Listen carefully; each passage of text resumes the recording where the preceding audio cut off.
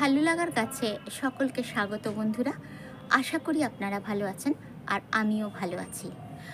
Bougainvillea গাছে যখন ফুল চলে আসে সেই সময় বোগেনভেলিয়া গাছের একটা খাবার দিতে হয়, আর সেই খাবারটা কিন্তু অবশ্যই ওদের দিতে হবে। তার কারণ না হলে ওদের ফুলগুলো ঠিক পরিপূর্ণভাবে আপনারা পাবেন না।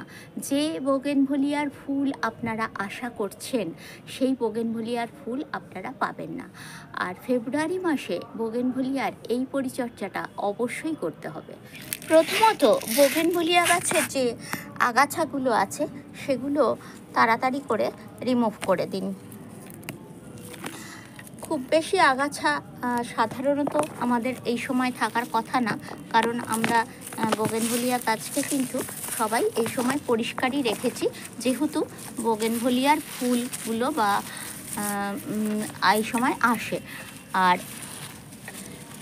যদি বোগেনভেলিয়ার পাতা কারুর এই সময় পড়ে যায় তা নিয়ে কোনো রকম দুশ্চিন্তা করবেন না।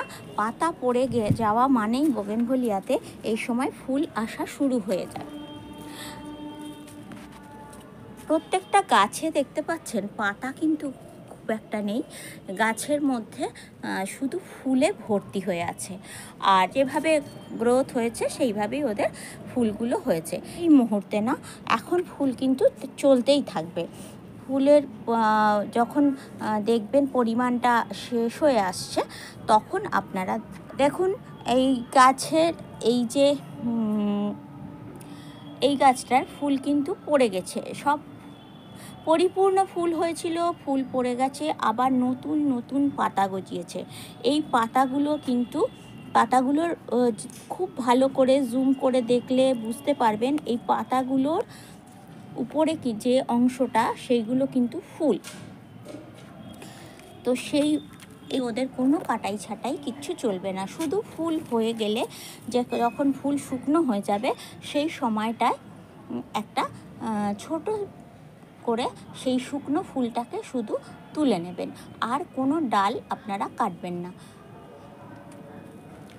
এইভাবে প্রত্যেকটা বোগেনভেলিয়াকে আপনাদের আলাদা আলাদা করে দেখে পরিচর্যা করতে হবে। দেখুন এই গাছটার কোনো পাতা নেই, একটা পাতাও নেই, কিন্তু এই গাছটার ফুলে ভর্তি হয়ে গেছে।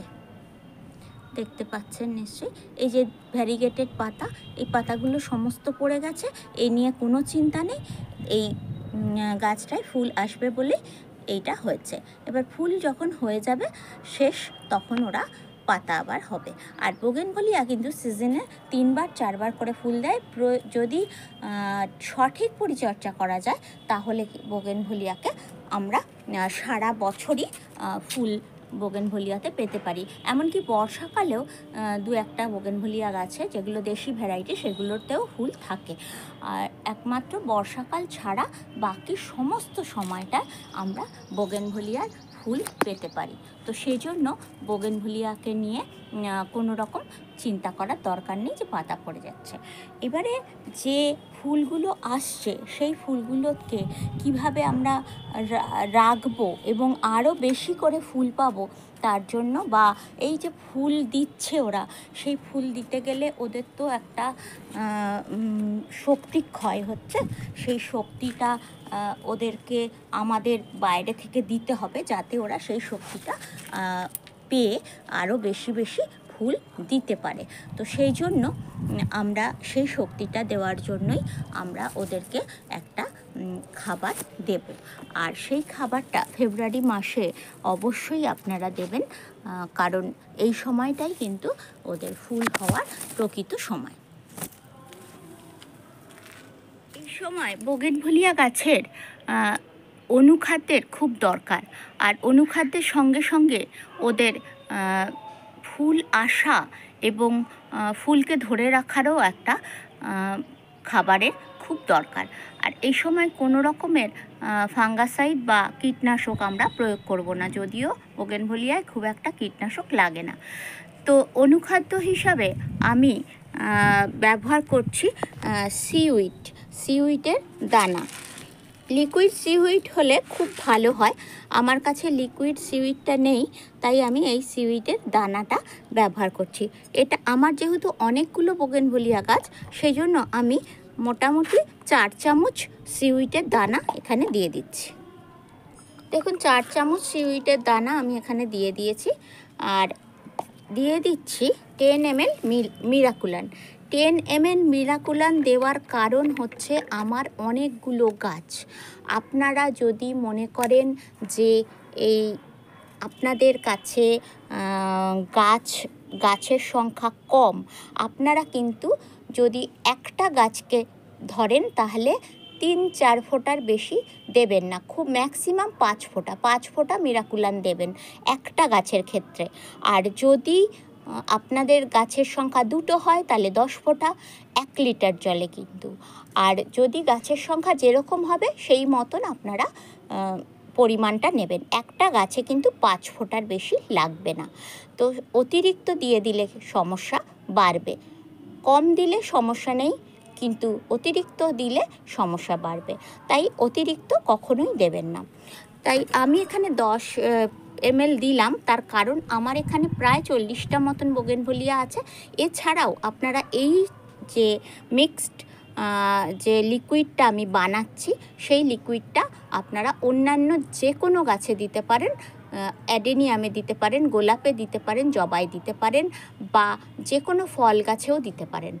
দিলে আপনাদের গাছ কিন্তু ফুলে ভর্তি হয়ে থাকবে, গাছ ফুলে ভর্তি হয়ে থাকবে, আর গাছের ফুলগুলো ঝরবে না, ফলের কুশিগুলোও ঝরবে না। সেজন্য এই লিকুইডটা বানিয়ে আপনারা দেবেন, এবং দেবেন সকালবেলায়, যখন রোদ্দুর ওঠার আগে দিতে পারলে ভীষণ ভালো হয়। আর না হলে 8টার মধ্যে এটা দিয়ে দেবেন। এখন অনেকটাই বেজে গেছে, আমি কিন্তু এই ওষুধটা আজকে প্রয়োগ করব না, এটা আমি আগামীকাল প্রয়োগ করব। কিন্তু এটা আমি দিয়ে রাখলাম এই কারণে, আমার কাছে যেহেতু সিউইডের লিকুইডটা নেই, সেই জন্য সিউইডের দানা আছে, এই দানাটা গুলতে সময় লাগবে। তাই কিছুটা জলে আমি এটাকে ভিজিয়ে দিলাম, বেশিক্ষণ ভিজতে লাগবে না।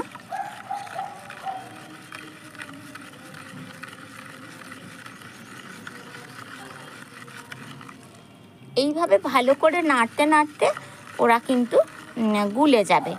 আর এটাকে আমি হালকা চাপা দিয়ে রেখে দেব। হালকা চাপা বলতে পুরোটা চাপা দেব না, স্পেয়ারে ভরবেন না, যে স্পেয়ারে রেখে দিই পরের দিন দিয়ে দেবো, সেটা করবেন না।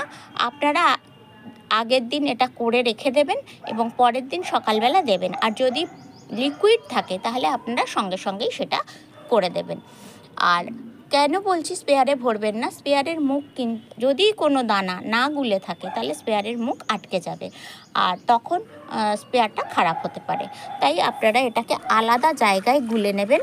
আর এটা আমি ছোট টবে করেছি। এবার এটাকে কিন্তু 1 লিটার জলের সঙ্গে গুলবেন এবং সেটা আপনারা গাছে দেবেন। আর যেহেতু আমার অনেক গাছ, আমার কিন্তু 1 লিটার জলে আর অনেক মিরাকুলান আমি দিয়েছি, 10 ml মিরাকুলান দিয়েছি, তাই জন্য আমি 1 লিটার জলে কিন্তু এটা দিলে আমার হবে না। আমাকে কিন্তু অন্তত কমপক্ষে 5 লিটার জলে এটাকে গুলতে হবে। 5 লিটার জলে এই মিশ্রণটাকে আমি রাখবো, মেশাবো, এবং তারপরে সেখান থেকে স্পেয়ার নিয়ে আমি গাছে প্রয়োগ করব। এটা যদি আমি 1 লিটার জলে প্রয়োগ করি তাহলে আমার গাছের 12টা বেজে যাবে।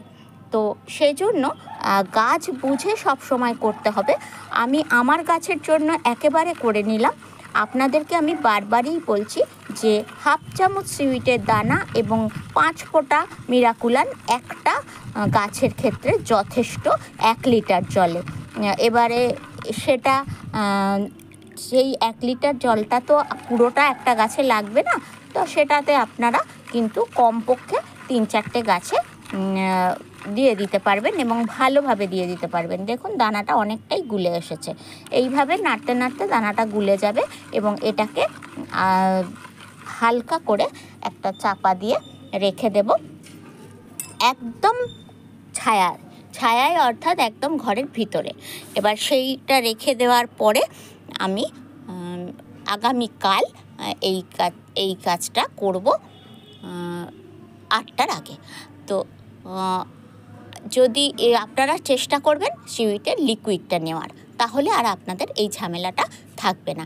আর দানাটা নিলে একটা সুবিধা হয় কি, যে মাটির মধ্যে দানাটা দেওয়া যায়, তাতে করে মাটির যে উর্বরতা শক্তিটাও বাড়ে। তো সেই জন্য মাটির ক্ষেত্রে দানাটা কিন্তু খুব উপকারী। জলে গুলে মাটিতে দেওয়া যায় ঠিকই, কিন্তু তার থেকে ড্রেনেজ হোল দিয়ে সেই জলটা বেরিয়ে যায়। তাই মাটির সঙ্গে সিউইডের দানাটা মিশিয়ে দিলে দানাটা মাটির উর্বরতা শক্তিটা বাড়ে। সেই জন্য আমি সবসময় দানাটাই কিনি। লিকুইডও যে কিনি না তা না, লিকুইডও কিনি, দানাটাই রাখি। তো যাই হোক, এইভাবে আপনারা বোগেনভেলিয়া গাছে স্প্রে করে দেবেন, আমি মোটামুটি যেরকম বললাম। আর আমার কথাটা ভালোভাবে ফলো করবেন, ভিডিওটা স্কিপ করবেন না। আমার ভিডিও দেখতে ভালো লাগে তাহলে আমার চ্যানেলটাকে সাবস্ক্রাইব করবেন, আর একটা লাইক কমেন্ট করবেন।